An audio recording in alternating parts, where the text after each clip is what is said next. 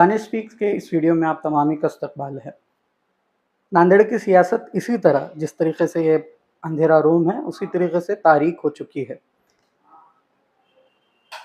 उसकी वजूहात ये है कि नांदेड़ के अंदर जितने नाम नहाद सेक्युलर पार्टीज है और जिन पार्टियों को सेक्युलर पार्टी के ऑप्शन के तौर पे देखा जाता था, वो पार्टियां भी अभी तक मुस्लिम उम्मीदवार का नाम अनाउंस करने से खासिर रही हैं।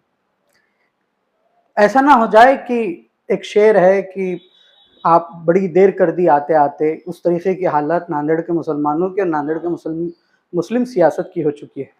इस वक्त नांदेड़ के अंदर एक ही मुस्लिम कैंडिडेट को उम्मीदवारी दी गई, फारूक अहमद वंचित बहुजन आघाड़ी की तरफ से नांदेड़ दक्षिण से वो इलेक्शन लड़ रहे हैं।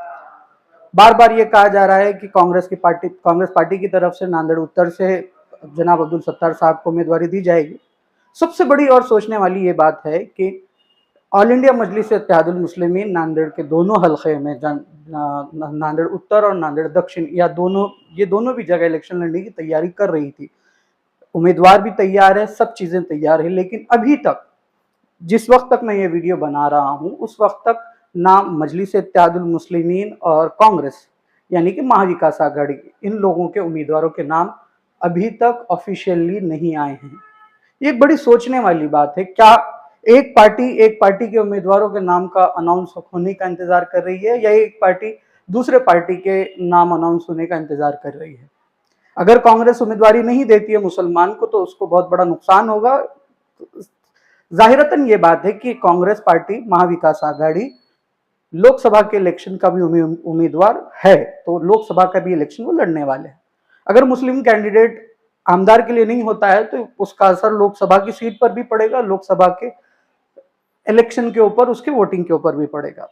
तो जितने भी हालात इस वक्त है कि नांदेड़ की सियासत एक बड़े ही कशमकश के दोराहे पर है कि कौन उम्मीदवार होगा। 44 साल का ये जो वक्फा है जिसके अंदर बार बार ये कहा जा रहा था कि मुसलमान को क़यादत दी जाए, मुसलमान को उम्मीदवारी दी जाए और मुसलमान इलेक्शन लड़कर जीते, तो कई सवाल अब लोगों के इर्द गिर्द गर्दिश कर रहे हैं कि कब तक इंतजार करना पड़ेगा।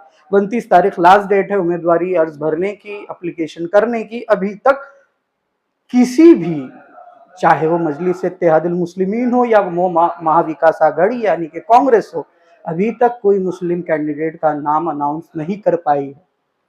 ये मजबूरी को क्या नाम दे? उम्मीद करते हैं कि आने वाले ये 29 तारीख तक कुछ ना कुछ फैसला मुसलमानों के हक में महाविकास आघाड़ी भी ले और हम महाविकास आघाड़ी के ऑप्शन में जो ऑप्शन देखते हैं जैसे कि मजलिस इत्तेहादुल मुस्लिमीन वो भी देखें। बहुत बहुत शुक्रिया।